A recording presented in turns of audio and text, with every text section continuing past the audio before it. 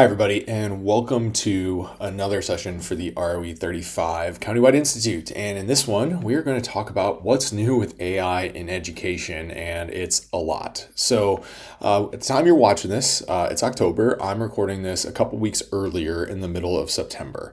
So, while I'm talking about what's new, I'm going to kind of try and highlight a lot of the new things that have been launched over the summertime, and then maybe some things that maybe you just didn't know existed inside of some of the AI tools, mainly Google Gemini, but we'll talk through some of the other ones as well. But also just want to put the caveat on this that if you're watching this in October or later, because I know they keep it open for several months, some of these things might be out of date by the time you watch it. I hope that's not the case, especially because, hopefully a lot of you are watching this and in that early October range. But that's the way that the AI world works, is that as soon as we think we have it, and we understand it, a new feature is launched. So if some of the things look different by the time you go back and play with these things and what they look like now, that's more than likely because they've updated, because this is always new and always changing. So just a quick disclaimer before we get going with the video. But hopefully things won't change too much and you'll be able to see some of the really cool things that have been happening in the world of AI. So without further ado, let's go ahead and dive into this. So one of the things I wanted to kind of start with was what's new in the AI world as a whole. And so when we're talking about the AI world, we're talking about chatbots. That's kind of always where I like to kind of stay. So while we might highlight Brisk a little bit at the end of this, or Magic School with some of those tools, one of the things that I always like to kind of keep in mind is like just sticking it inside the chatbots. And when I'm talking about chatbots, I'm talking about kind of the four major ones here: ChatGPT, Google Gemini, Claude, and Copilot. And so if you aren't a Google school, a lot of these features that I'll show in Gemini exist in Microsoft's Copilot. They just maybe exist in a little different thing, or they're named something differently, but we'll try to kind of highlight some of that as we go. But it's kind of neat to be able to jump between the four of these models. But like I said, I'm mainly going to stick in the Gemini world, just because that's the world that I think most educators are living in. But I do want to highlight what else is out there just before we get going, because I think it's important for everybody to understand the greater AI landscape and the updates that have been made to it. So ChatGPT is the one that has kind of all that household name branding. It was the first chatbot that got launched. It's kind of become that default for a lot of people. Just like when you search something, you say you Google it. When you AI, people immediately think of ChatGPT. And when we're thinking that through, one of the things that's really neat in the updates is that they launched what's called GPT-5. And so this is their model. So when we're talking about different models, that's the new kind of data set that they're working with. So it's got new abilities and new functions. And so when they launched GPT-5 and they got rid of essentially 4.0 and GPT-4, they did bring 4.0 back for some users. What they did was they created this new model that is actually more advanced than all of the other models before it. So it's just a new version. Think of it like updating your software on your PC or your MacBook or your phone. And what it does is it kind of takes all of the good parts of all of their old models and brings them into one. A lot of people were a little upset at its rollout. They didn't like it. They don't like how it works. It kind of broke some more in systems and things like that. But for the most part, a lot of people are very happy with it. And the thing that's interesting is they are claiming that it has less hallucinations than previous models. So if you remember from previous times you've listened to me talk on AI, a hallucination is when the AI just simply makes something up that it didn't exist before. And so when we go back to my Lego analogy, we talk about the different colored Lego brick that's not supposed to be there. GPT-5 is supposed to limit that from happening. Now, it's still we find still, like some research is showing, it's still hallucinating. It's just not maybe hallucinating as much, which is exciting. So that's really cool. And then another thing is that it has expanded voice mode. And so this is actually available to free customers now, where before you got minutes, now you actually get a longer amount of time to engage with the voice mode. And when I say voice mode, this is what I mean. So we're going to exit out of this and we'll go into ChatGPT. And Gemini has this as well, but only on their app. They don't have it on the web browser yet. But when you are in ChatGPT, you can go down and you can see you have this little button here. And what this does is this enables voice mode. So you would have to allow while visiting the site. And then now you can talk to ChatGPT. So hello, ChatGPT. How are you today? Hey there, I'm doing great. Thanks for asking. How about you? How's your day going? And what will happen is it'll talk back and forth to you. So this is something I really like to use on the mobile version more than the web-based version, but it is fun to use on your phone and then here. So they've expanded that now out to free customers, which is pretty awesome and something that's pretty neat. So that's one of the things. So if you are going to bounce in and out and use different AI tools, one of those things that you can look at is how are we using ChatGPT, how are we using Gemini, what are those features that are a little bit different, which is pretty cool.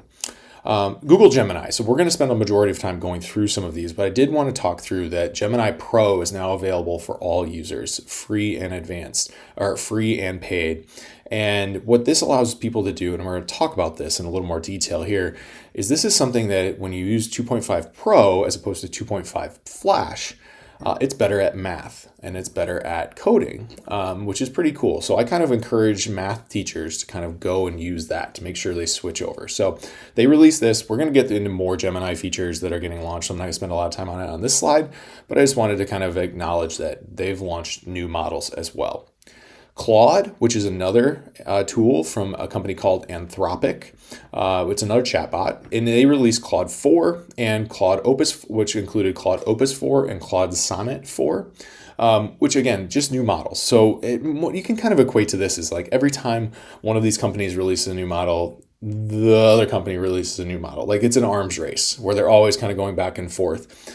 One of the things that ChatGPT has always done, Gemini does not do this yet, but ChatGPT does this, is ChatGPT allows for memory recall, which means that I can ask it a question and it learns who I am over the course of our chats. So it'll like be able to tell like a biography about me, which is pretty cool. Gemini doesn't do that yet, but Claude did announce that this is a new feature that they have with their new model. So it does reason back and forth. So just something to check out if you're looking for a new one. And if you're in the Microsoft space, Copilot launched the integration of GPT-5. So it's important to know that Copilot, while it works inside of Office 365, its foundation and backbone is ChatGPT. So it's branded as Copilot, but it is using ChatGPT as its foundation to do all of the things that you ask it to do. So that's kind of one of those things, like as you like look at what ChatGPT can do, Copilot can also do that. So GPT-5 is now integrated into Copilot, which is super exciting. And then also what Copilot's able to do, and we're going to get into this when we talk through Google Gems, excuse me, is they are able to create and they launch what are called agents. So when you open up Office 365 and you open up Copilot, you'll see you have your normal chat here. And then it has, again, very similar things to what we're going to show with Gemini. So kind of like the plus sign, we'll talk through all that with Gemini. You can go in here and you can see that in there. When we talk through Gemini Gems though, what you would look at as a Copilot user are called agents. And so when you create an agent, what you are doing is you are creating essentially the same thing as a Gemini gem. So this is where they did integrate this into Office 365 and into Copilot and into Microsoft for Education. So pretty cool stuff. So just one of those things that as we're talking through some of the Google stuff, you'll see that there is an equivalent for almost everything over in the Office side of things too with Microsoft Copilot. So I think it's important to kind of note and start our conversation off with this, that all of these tools are always updating. There's always a new model that's coming out. There's always new features that are coming out. I like to call it job security, but I like to also say like it's really neat. Like they keep integrating new things, which is super fun. So with all that being said, now we're going to jump into the Google world here. And we're going to talk through Google Gemini and some of the new features that Gemini has launched lately and do some demonstration too, because I want to make sure you guys know where these things exist and how they work, because that's part of the fun, right? So when we get into Gemini, what we're looking at is what are some of the new things in Gemini that you should be aware of? Well, they've updated the interface. And so there's some new buttons that you can click on. There's some new things that you can see that you can do, which are pretty fun. So we'll go through that. We're going to talk through one of the most major updates, which are Gemini Gems, how to create them, how to use them. We're going to talk through Canvas mode, one of the more confusing updates, I think, for users. So we're going to dive into that, what it is and how you can make it work for you. And then my favorite thing of late, It's called Nano Banana, which is their new image creation tool that is integrated into Gemini. I just like it because it's one, really good, and two, fun to say. Nano Banana, right? So that's fun. So that's our new kind of 4 new features inside of Gemini that we're going to dive into. We're also going to get into Notebook LM, but that's kind of separate from Gemini. So that'll be kind of the last thing that we cover in the video today. So without further ado, let's jump in. All right, so what's new in Gemini? Well, a lot. First things first, and I've got a couple screenshots here we can go in. I mentioned quickly about the models, okay? So there's 2 different models inside of Gemini. You have 2.5 Flash, which is kind of always everybody's default, and then 2.5 Pro. And now what they did was for education customers, they've actually opened up 2.5 Pro to be able to, for users to use and be able to not have a data cap on that. So if you tried to do this a couple of weeks ago, there was a data cap on 2.5 Pro. Now that is not there for education users, which is really fun. And when we're talking about these 2 models, it's important to know the differences between the 2. So Flash is going to be your kind of default model, the one that kind of does everything. I like to equate Flash to me. Like, I know a lot about a lot of different things, and there's a few things I can go really deep and very accurate in, but then there gets into like math and coding and some of that stuff, and it's like, yeah, you're not going to want to ask Ben about that. Like, I can do a little bit of coding, which is what Flash can do, but I can't do advanced coding. I can do a little bit of math, but I can't do a lot of math, and that's what Pro can do. And so when you're choosing your model, sometimes you want to make sure you're picking the right one. And so you're not going to want to live in Pro, but you might want to use Pro if you're doing some more math work or some coding work, or the reasoning model just means that it actually takes a little bit longer for it to go through its process to kind of compare answers that it's going to give you, where if Flash is like, boom, it's just going to give you one right away. So to change your model to see where that's at, when you go into Google Gemini, we'll do a new chat here, it's up in the top left-hand corner of the screen. So you can see up here where I have my model. You can go up and click on that thing. It says 2.5. Now mine says Pro. I can change that to Flash, and now you see it says Flash up there. So you can choose back and forth between those 2. You don't have to live in one. And in fact, you should probably, kind of depending on the task that you do, that you're trying to accomplish, it's important to maybe choose the model correctly. So that's an update that I think is pretty neat. And something that I would encourage you to kind of play with. See what the responses are, see how the difference is.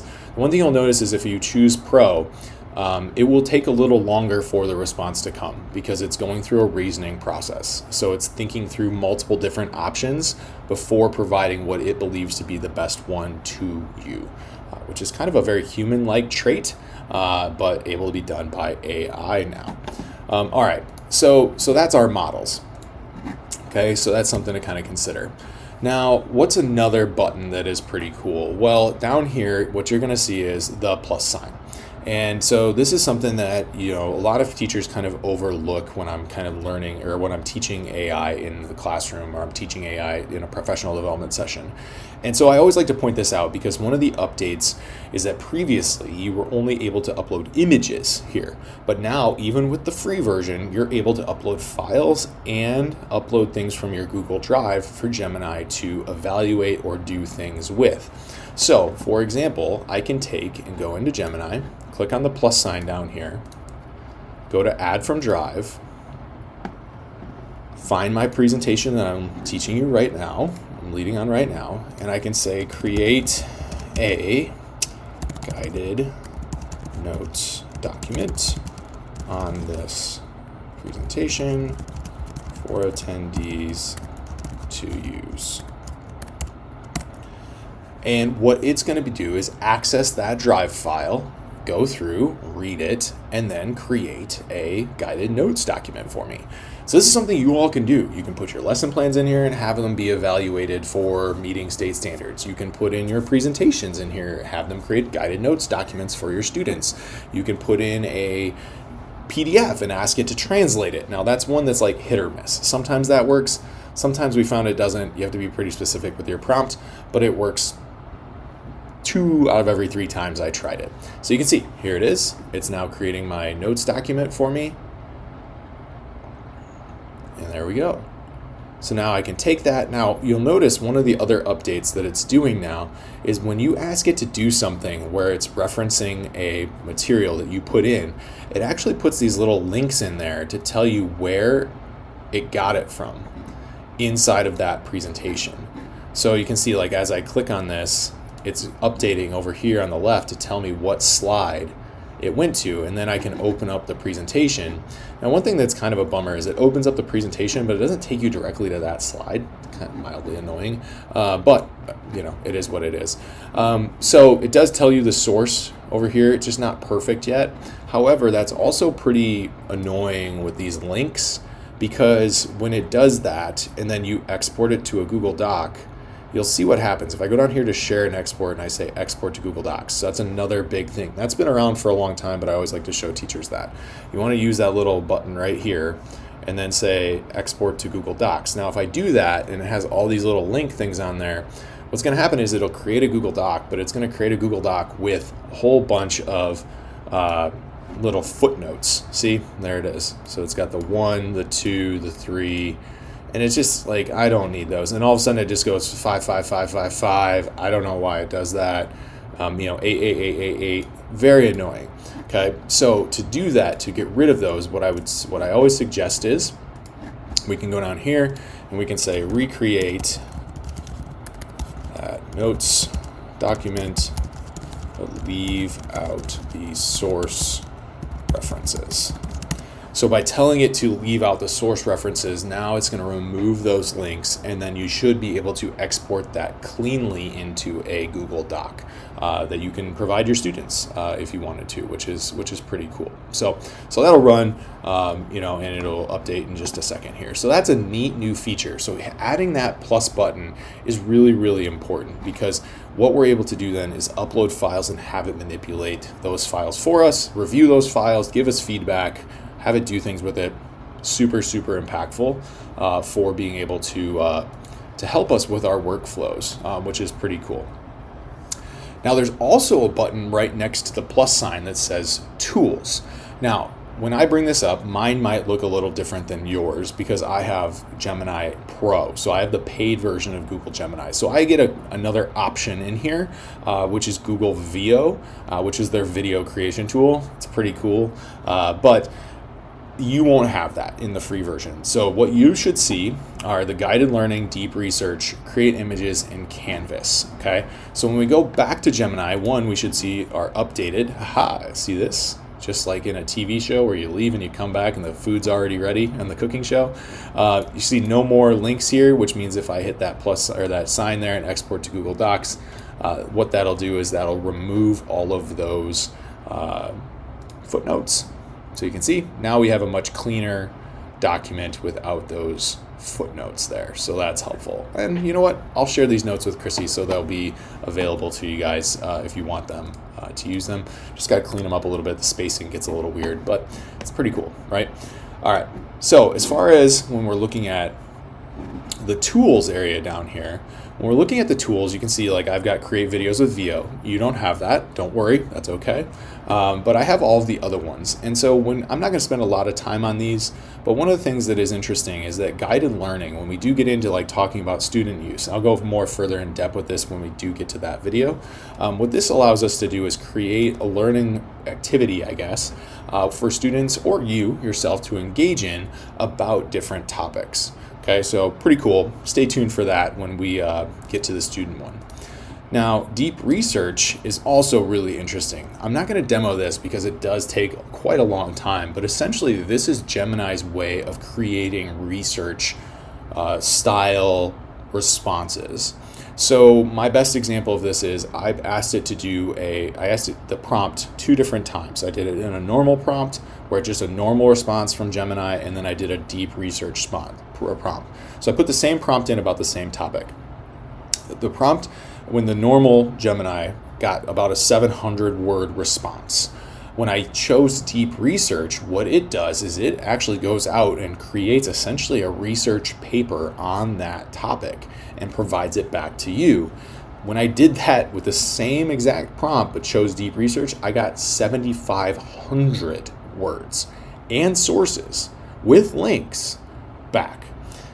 So not something that I would say is like going to be something you use all the time. I don't know that it's something that is super applicable for really like high school kids even, but it's interesting and I'm intrigued by it and something I'm going to kind of like stay tuned for, but not something I want to spend a ton of time on as far as this goes.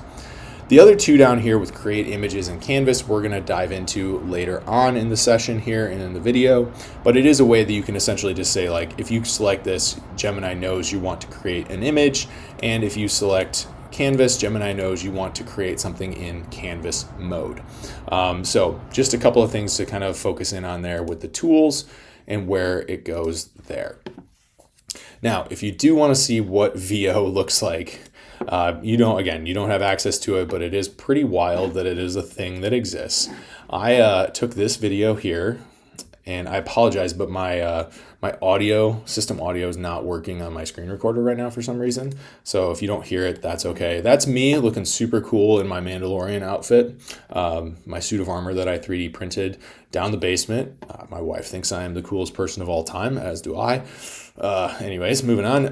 Now what I did was I put that image into Google Gemini with VO, and it created this. And so I gave it a prompt to say the Mandalorian has to stand up and say, it's time for us to go. We have to save the galaxy again. And so it made this video based on only that image. It's time for us to go. We have to save the galaxy again. And if for whatever reason the audio didn't come through there, it actually talked. It's not my voice, it's a different voice, but you saw the movement there. It's pretty crazy. With the pro version, I can create 3 of those videos a day, and they can only be up to 8 seconds though. So it's not like I can make like a ton of them, but it's pretty wild that that's a capability that we have now, is to make those types of videos, which is pretty cool and scary all at the same time.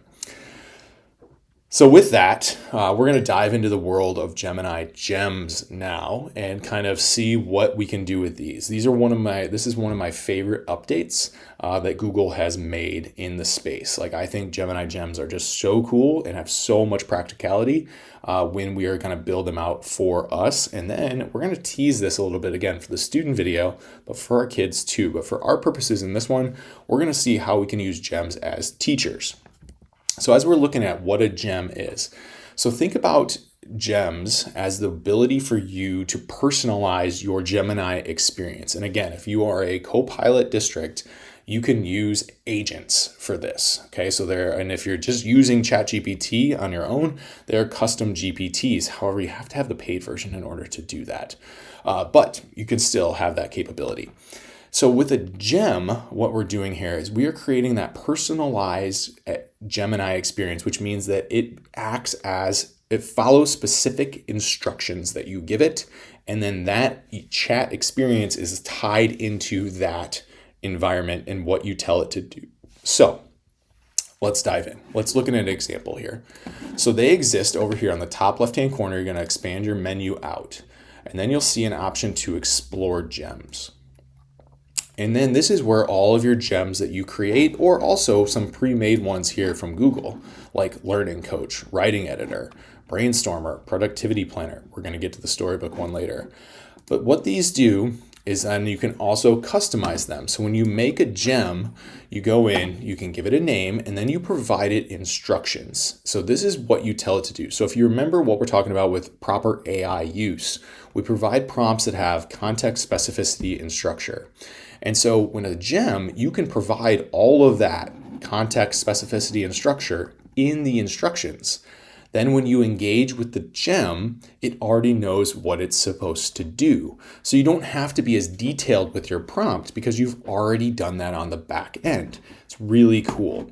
So I want to show you a couple of examples here as the ones that you might use. So the one that I like, that I just made last week that I'm really excited about, is the U.S. History Content Generator. And I have a document here that I will also share and is able to be done. That you can see there's a bunch of different examples, and I'll keep adding to them as I think of more on how you put these in. So like, here's my U.S. History Content Generator instructions. So these are what I paste into the instructions part of the gem. And basically what it's telling me, or what I told it is, I only have a 50-minute long class period, so don't design any lessons that are longer. I like project-based assessments over traditional assessments unless otherwise prompted. Create assessments that include elements where students need to critically think and cannot successfully pass the task on to an AI tool. I think that's important, right? Creating lesson plans includes short exit tickets, format should be, and so I told it the format I wanted my exit tickets in, and so on and so forth. So I've given it now all of this information, which means when I go in and I engage with it, like you can see I've got a few in here, but I want to do one in real time for you. I can say, let's do create a list of New Deal programs for my class. So again, I don't have to be very specific because I've already told it what I want it to do. And so now it goes through and you can see actually it's thinking here, which is cool. And then now here it is. So here's my relief programs. Here are my recovery programs. Here are my reform programs. So that's great. So now I can say, take this list and make a worksheet for my students.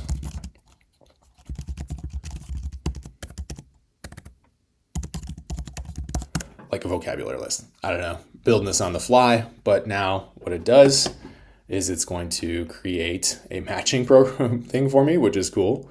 I always like using this because like it gives you something different all the time. And now I've got a critical thinking section here and then a reflection.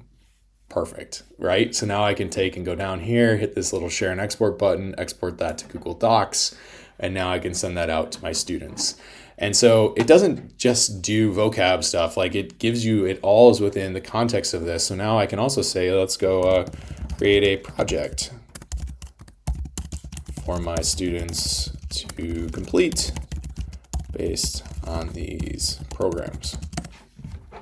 And because it knows what I like, it'll go through and here's my project. Project-based assessment.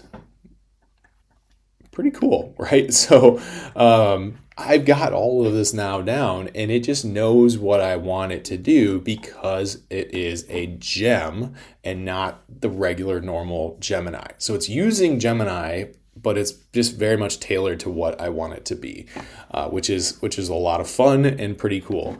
For elementary teachers, I want to show you this one. And actually high school teachers too, if you're still doing spelling, tests and lists and stuff for maybe some of the ELA teachers. I created this spelling words activity gem with the help of a third grade teacher because she was losing access to her website that she used to get spelling word activities for her students. So we created this gem that says, take this list of spelling words. So we copy the list in, and then I tell them to create it for my third grade classroom. And here it is. So take the words and create activities that do the following. Scramble them, fill in the blank, and ask for them in alphabetical order. She's like, that's what we do with our spelling words. Cool. So when we go to do this, I can take my spelling word list. So I'll find it here. There's my list of words. Go ahead and copy those. Bring them into my spelling word activities gem. And all I have to do is hit paste. Oh, that did not copy those. That brought in an image. Stand by. Copy. Let's see if it works this time. There we go. So now we've got our words in there. And this is where it's neat because I can just put the words in and hit enter. And now I have my spelling words activities. So there's my spelling words for the week. Now we're asking for them in alphabetical order. Now we have them in scrambled. And then we have fill in the blank. So I have my spelling word activities done just like that, which is pretty cool. So gems are neat. You can also use them for automated processes as well. So for example, I have an email gem here that when I use this, I have told it in the instructions to search through my email and look for specific references. So it's better than a normal email search because it's not just like giving me all the threads. It actually finds what I need and when I need it. So I can say like, look for emails from Chrissy about videos I have to make. And so it's going to connect into my email. And so even though I didn't put Chrissy's last name in there, I didn't put ROE35 in there, I didn't put in Countywide Institute, like all other things that I could, what's pretty cool is this is going to search through my email and essentially look for this and like, look at this. So Chrissy was asking me last week for like what this is, and then I can click on this little link and it comes up and it tells me where that email is. And if I click on that, boom, it takes me right to that email exchange so I can find all that information in better detail, which is pretty cool. So again, that's going to be on the gem list here. So that's going to be linked in the slides down here. So you can see that'll be linked here on slide 13. So you can kind of see some of these ideas for Gemini gems. So hopefully you guys understand gems and how they work now. It's essentially like, think of the most repeatable tasks that you do on a day-to-day basis or a week-to-week basis and have it help you identify those things and build them out, which is pretty neat. So gems are cool. I think they are one of the fun things that we've, that Gemini's updated to. And so of course I had to throw a little Minecraft reference there. We yearn for the mines and discovering some gems. I don't know. I got an 8-year-old.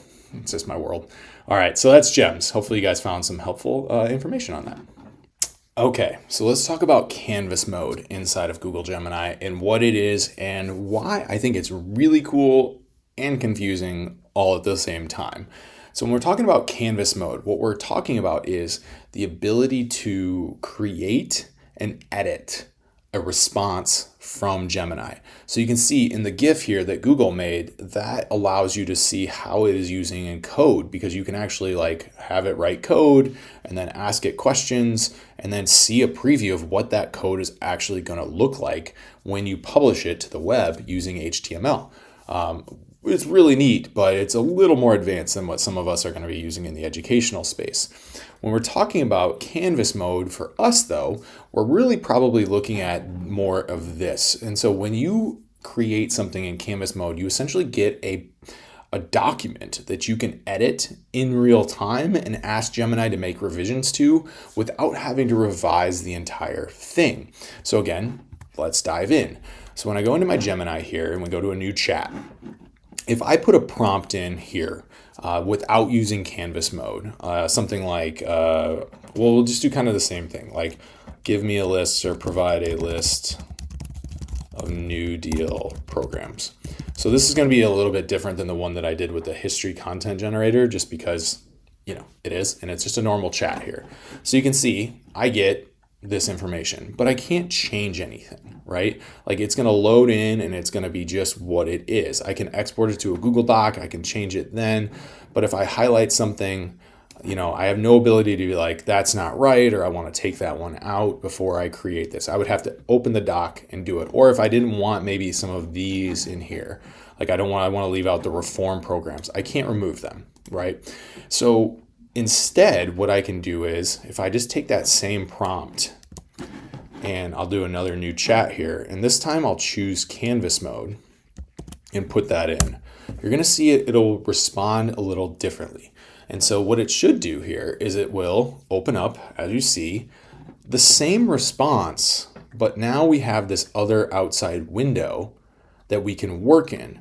And so our Gemini chat still exists over here. I can still ask it to refine this prompt or do different things. But also over here, I can say like, yeah, we're not going to talk about the Homeowners Loan Corporation. So I can highlight it and delete it. Or I can say, you know what, let's highlight all of this. And then you'll see an Ask Gemini button. And I can say, refine to only 3 programs.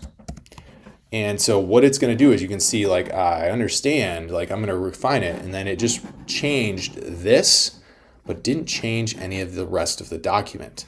So that's really cool because now we can get really intricate in like changing the response before we have to export it to a Google Docs. We can still use Gemini in the refining process. And then when we're done with this, we can go up here to the little share and export button and hit export to Google Docs. And it takes us right into a Google Doc with all of that content. So Canvas mode gives us that ability to edit. Now, here's where we get a little bit confusing. This will sometimes just pop up without even choosing Canvas mode from the tools. Super frustrating. I get it. And then the other thing is, what I see often is teachers will create a presentation on the New Deal programs because they're like, oh, I want this to create a presentation for me. We'll see if this works because it's hit or miss. Sometimes it does, sometimes it doesn't. So here we go. We got a presentation here. So it's actually going to not do it, of course, when I want it to. But maybe it knows I just don't like when it does that. But you can see it created all the slides. All right, let's try this again. This time we're going to change this to Canvas. And then we'll do this and we'll do the same thing. And this time what you'll see is it'll create, or it should create, a presentation. There we go. So see, it's writing all the code now. And it's going to look really cool. But the problem is you can't export it out. You can't get it into a Google slideshow because it's writing code, not writing a slide deck. So you can see this looks great. Wow, like this is awesome. Like how good does this look? But I can't get it out unless I share and copy the code, go to a new Google site. So we'll just do a new Google site here. Click on the embed button, embed the code, and paste the code in and hit next and insert it. So now this is great. Like I've got this in a Google site, but this is as far as it's going to go. Like when we look at this site, it'll be cool. The kids could slide and look at it. It's there. That's really neat. But that's the only way to get it out of that Canvas mode. So it's frustrating because you get this thing, you're like, wow, that's really neat and really cool looking. How do I get that into a presentation? You can't. And so that's a bummer, right? So when we're talking about Canvas mode, it's two different things, right? Or it's kind of two different outcomes. Like when you get something that looks like this, what you want to do is you can just say like, you can go back into your chat and you can say, create that presentation, but in an outline fashion that allows me to copy and paste it. And so now it should take away that code and just give you here. See, it's doing it over here, and then it'll update over there. Just kind of gave it still in the cool mode, but I did get over here the ability to copy and paste these things. So that's one of those ways. Yeah, I also see this with quizzes. Teachers will type in like create a quiz and it'll do it, but it might make it interactive. So this is one that I made on a Star Wars quiz, of course, right? And so if you go up, you can see like this is what it looked like. It's really neat. Like, and you can click through it and you can ask it questions, but the only way to get it out is to copy the code and put it into a Google site to send to your kids. It's not something that you can put into a Google form just yet. So something that is worth exploring, but something that can be a little frustrating too. So I just want to make sure you guys are aware of those Canvas modes. Canvas mode can be really cool when you're trying to edit different responses from Gemini. You just have to be aware that sometimes when it kicks it over and it looks really fancy, you can't get it out unless you export it to a Google site. Yet, we're hopeful someday we'll just be able to make that happen where we can put it into a presentation, but it is not quite a thing yet. So hopefully you enjoyed that. Hopefully you learned a couple of tips and tricks on Canvas. And up next, a really cool one for you Google Classroom users. Take two with Google Gemini and Classroom because I just recorded a whole 10-minute segment on it and none of my audio apparently got saved. So we are hopeful that doesn't happen again. And it looks like everything's working this time, although it looked like everything was working last time too. So what's Gemini inside of Google Classroom? Well, it is essentially Gemini taking the ideas that Magic School had and that Khanmigo had and some of these other AI tools, and they integrated it directly into Google Classroom for you, and they did it for free. Now, it is not as robust as some of those other teacher tools, but it is still really great and something that you can really benefit from. And so let's dive in and see what it looks like. So over here on the left-hand side, when you open up Google Classroom, you are going to see a new option for Gemini. And when you select that, this looks awfully familiar, doesn't it? If you've used a tool like Khanmigo or Magic School, where you have all these different buttons here that you can select and have it do tasks for you. So Gemini in Google Classroom is really helpful for teachers because it integrates directly here where you're working every single day. That's been kind of my thought, that I've predicted this was going to happen, and I didn't know it was going to happen. I was actually quite surprised that it actually did happen, but I knew why I was pointing teachers towards Gemini would be that it eventually would be integrated in some capacity like this. And lo and behold, here we are. And so what I want to point out though is that there's a couple of different things here that you have to be aware of, including when you look at these different styles of icons. So if you see an icon that has a picture on it, what that is opening up that tool directly inside of Google Classroom, so you won't leave the window. However, if you open up one of these that has the Gemini logo on it, that's going to open up into Google Gemini, but it's going to open up with a very extensive prompt. So you can see this is one where we are looking to create content that is real world specific. So it's something that'll help me connect to the kids, right?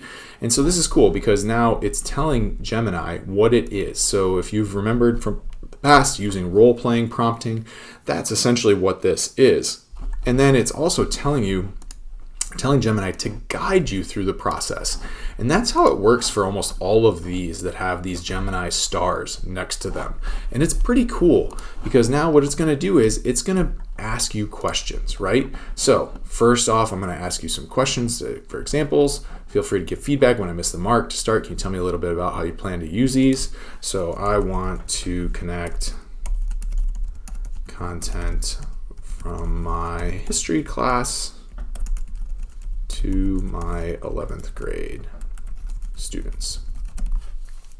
And then it knows now when it does this, and it's going to start asking me more questions, which is pretty cool. So you can see that's great. What topic or event are you currently teaching?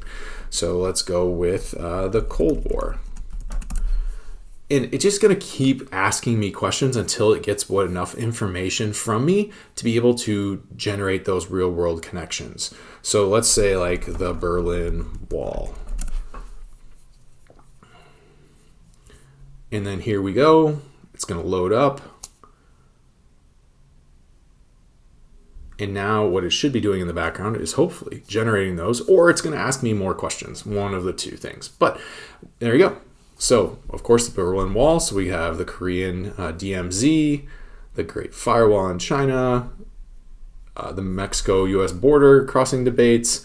So really interesting stuff here, right? Where it's asking me those questions and then trying to develop real world connections that I can say like, hey, the Berlin Wall was like this back, in the Cold War, and now we have the demilitarized zone in Korea that is very similar, right? So kind of a neat way to create those things. But the important part of that is knowing that if you click on one of these that have the star, you go to a different window and you interact with that. Now, I wanted to showcase the rubric one because this is really neat. And so when I create a rubric, what I'm actually looking to do here is open this up, tell it my target grade level, give it performance level, so I want 4. And this is where it's pretty cool because I don't know about you, but I really struggled creating rubrics when I was a teacher, and this would have been amazing. So now I can put in my instructions, or I can even upload my assignment from Google Drive here. So if I go in, let's do one here. So we're going to upload this. We're going to look in my Drive. We're going to dive into my workshops folder. I always love that I just switch this to here. So my AI folder, my examples folder, my sample US history unit, and now I want to make a rubric based on my collaborative slides project. So we'll add that. There it is. They want them to demonstrate knowledge of American Revolution battles, and hit generate. And so now it's going to read through what that collaborative slides project was, and then the American Revolution battles. So you can see here's my identification of key battles. So if you actually clicked on this and looked, you can see here's the collaborative slides assignment, which then kind of showcases what was supposed to happen in there.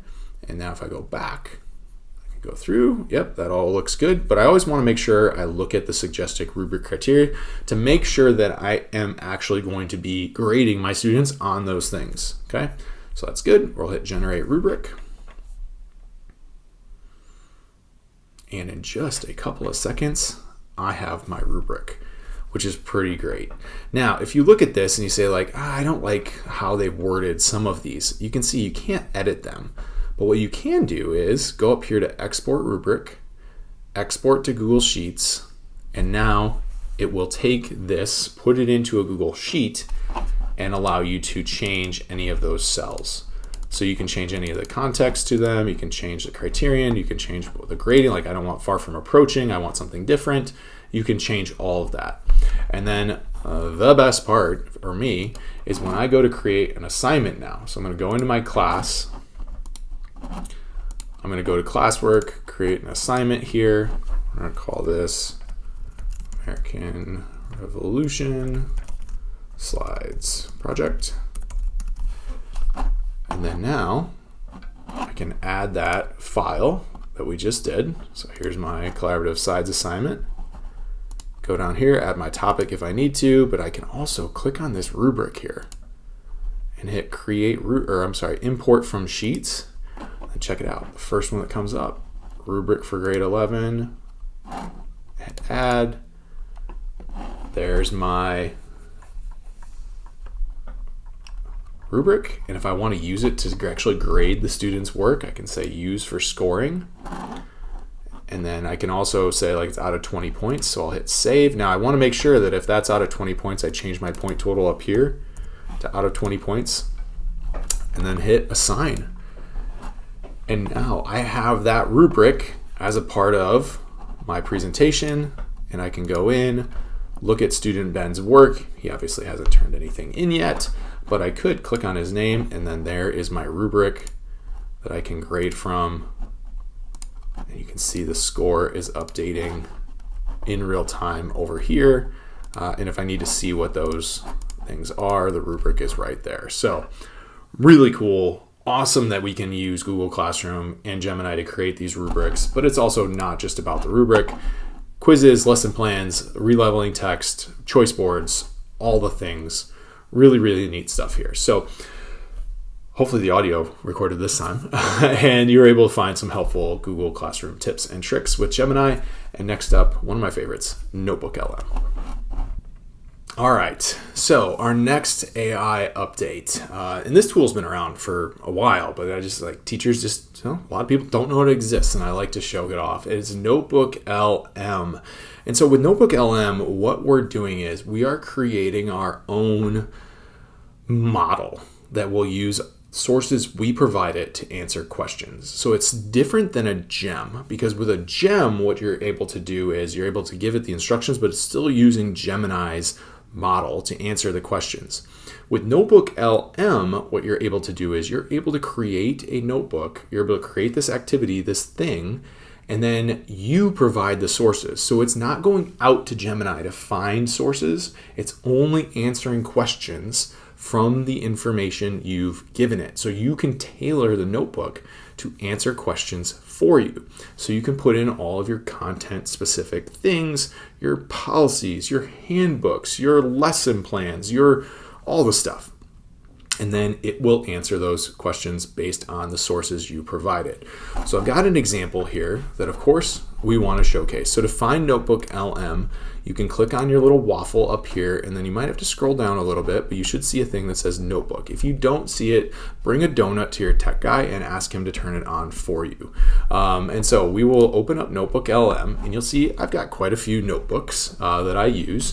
And when you go to create a notebook for the first time, it's going to ask you to add sources. So this is the information that the notebook will be drawing its content from when it answers prompts that you give it. Okay, so to put a source in, you can either upload sources, which can be PDFs, text files, markdown files, or audio files, even MP3s. You can also bring in, I love when updates happen overnight. This wasn't there yesterday. Again, this is why I like what's new with AI. It just says Google Drive now. That's exciting.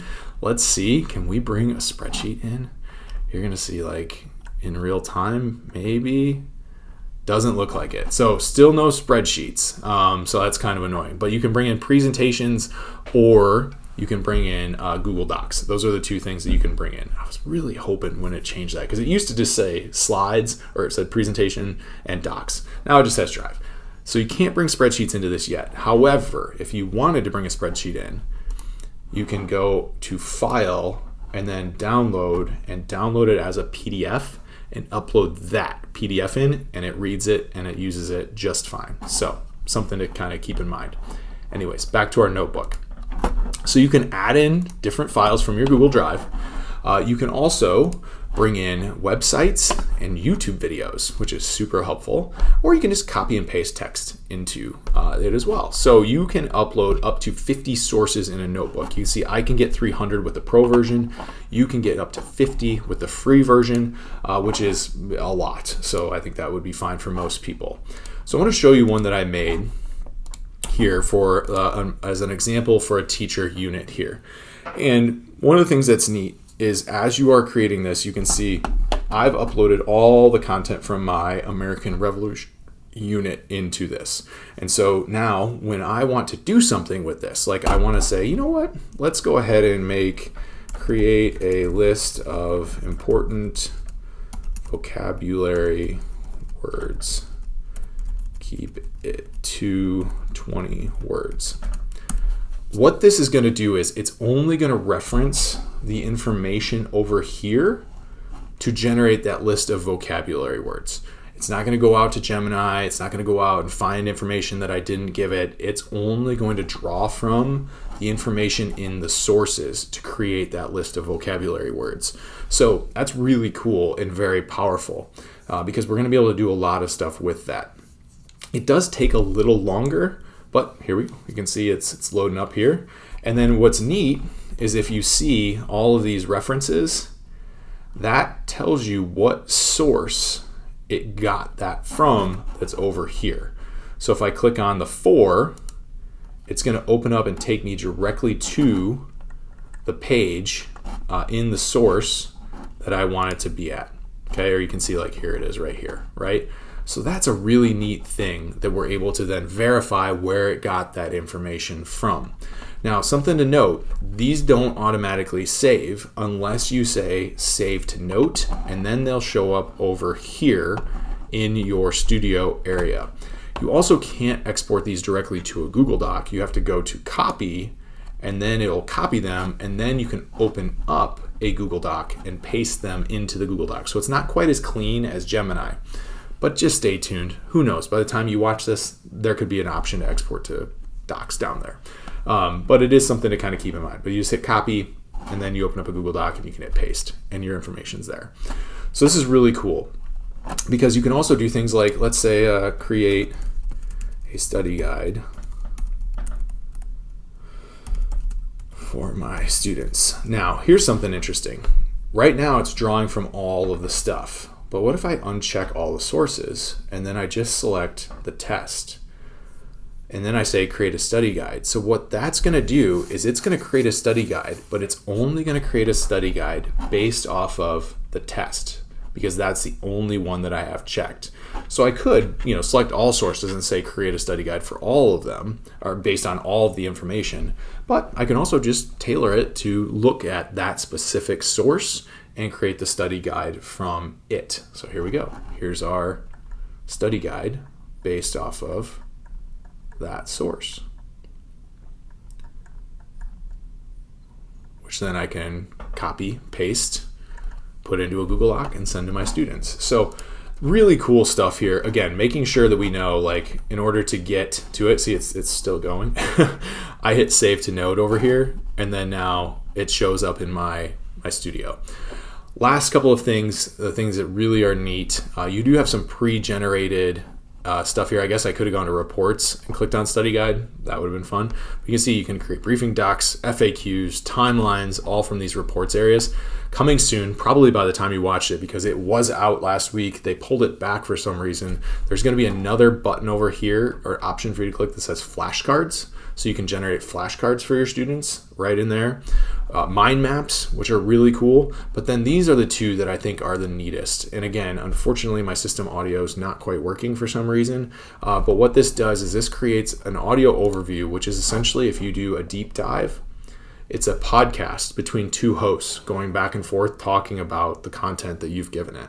It's really fascinating. But you can also change it to a brief, a critique, a debate, which is really cool. And then you can also tell it to like focus on different things because it is truly a podcast back and forth between two different people. They're AI bots. But it sounds very, very, very good. And then you can also generate these video overviews. So you can generate it and tell it what language or what things you want to focus on. You can also change the language into, I believe, 70 different languages for students. And then that's the language that both the text and the audio is in. Pretty cool. And what that video looks like is right here. So here's one that I made, and it's an explainer video. All right, let's get right into it. The American Revolution. We tend to... So you can see as I skip ahead here. You have to remember, this wasn't just a revolution. It's essentially a 7-minute long video overview of the content that I give. So I could send this to my kids. Hey, watch this video to review for our final. Really neat stuff, and something I hope you guys will enjoy using because I think NotebookLM has a ton of potential. We'll talk about it more in the student video one as well because there's some really cool potential for students to use this as well. So NotebookLM, super fun. One of my favorite tools now. I use it quite a bit when I'm looking for different information or synthesizing information from a lot of different sources. So hope you found that helpful, and stay tuned for our last thing with image creation. All right. The culminating new update in the AI Gemini world is Gemini Nano Banana, which is their name for their image creation model, which is way better than like what they called it before. It was like Imagen 4 or something like that. Don't know the background, haven't looked it up. Not going to because I just think it's a cool name. But Gemini Nano Banana is really, really fascinating because what it's doing, also AI image generator here for what it thought Gemini Nano Banana should look like. I love that. What this is your AI image generation tool. And ChatGPT has kind of dominated the image generation game since March when it released its newest model back then. And that was able to integrate text and effectively like transfer, and create images and make images out of other images. Like it was really, really good and very, very powerful. Did things that other image generators could not do. Gemini has caught up now with Nano Banana. In fact, some people are claiming it's going to take, on Photoshop. I'm not sure about that, but it is really, really fascinating what it can do and how it can help edit photos, manipulate photos, change photos for the good and potentially for the bad. So something to kind of, consider as we're talking through image generation. We'll talk about students using AI image generators in a little bit in that student video, but I do want to kind of show how teachers can use this and some of the features that it does have because it is pretty cool. So the first thing when we go into Gemini, you can just put in a normal prompt. You don't have to select create images down here. Like you can just simply say, create an image. That's something that you want to make sure you do because if you just start typing in like, they've got all the examples there on my screen there. But if you said like make an action figure, that's not going to be, it doesn't know that, right? Like it needs to know, create an image of me as an action figure. So one of the things that's really important when we talk about image creation is that your prompt matches what you want Gemini to do with that image, okay? So I'm going to actually select down here and I'll select create images. And then I'm going to add a file because I think this is pretty cool. So if we go into my upload files here, I want to take this picture of, go in here, go to AI examples. We'll get this picture of me in my Mandalorian outfit. Why not? So there's me, my Mando outfit. And now one of the things that's neat is AI can manipulate this. So this image here, what this looks like, in case you're wondering what Ben standing up in his Mandalorian outfit looks like, because I'm sure everybody's like super interested in that, but it is, I guess fine. Where did it go? There we are. So this is the picture as it opens up on my other monitor. So I want to take this picture and I want to do something with it. I want to make me look like I'm, in a sequence that is pretty cool. So you can manipulate that. So you can say, take this Mandalorian and put, he is the Illini Illorian because everything on my outfit is Illinois themed. Put him at midfield of, it should be Geese Memorial Stadium now, but I'm just going to put Memorial Stadium on the campus of the University of Illinois during a football game. We'll see how this turns out. Never done this prompt before, kind of excited about it. But, one of the things that's interesting about when you use these tools is that you have to be very descriptive in your prompt. And the thing that's nice about Gemini and Nano Banana is, man, it goes so fast. Look at that. And that's pretty crazy. Obviously, scale, not great. The south end zone, boy, does Illinois wish that the south end zone looked like that. There's probably some people in there that are like, God, we wanted a south end zone to look like that. The horseshoe should look like that, but whatever. But that's pretty cool. I'm pretty excited. Don't think they would let me in with my blaster, but pretty neat, right? And then the other thing is, like, you can also use this to edit things and to manipulate images, right? So I could take and just say, now remove the background from that image. I think it might still be low. It's still generating the image, so it's not going. But you can manipulate images that way too. Something that is super cool. In fact, I want to show you one that I did just the other day. So in fact, I want to show you one that I did with my parents last night. I was trying to trick them into seeing what my son Brady looked like with short hair. So, my son Brady has quite the mullet, but I put him into Gemini and I asked it to remove or to see what this kid looked like with short hair. And that's what it gave me, which is it's pretty wild because the actual image itself. So the actual image itself looks like this. So that's Brady with his mullet, and this is Brady comparatively with what Gemini thinks he would look like with short hair. So kind of a fun exercise. I sent it to my parents and I was like, look what we just did. My dad got fooled. My mom figured out that it was AI, but pretty wild, to be able to do that. So there's all sorts of school applications, that are outside, like, changing your kid from, having long hair to short hair, putting yourself in an Illini stadium. But you can create visuals, you can create graphics, you can create things that benefit your class. What does this scene look like from the book? Like, describe that scene so my kids can visualize it.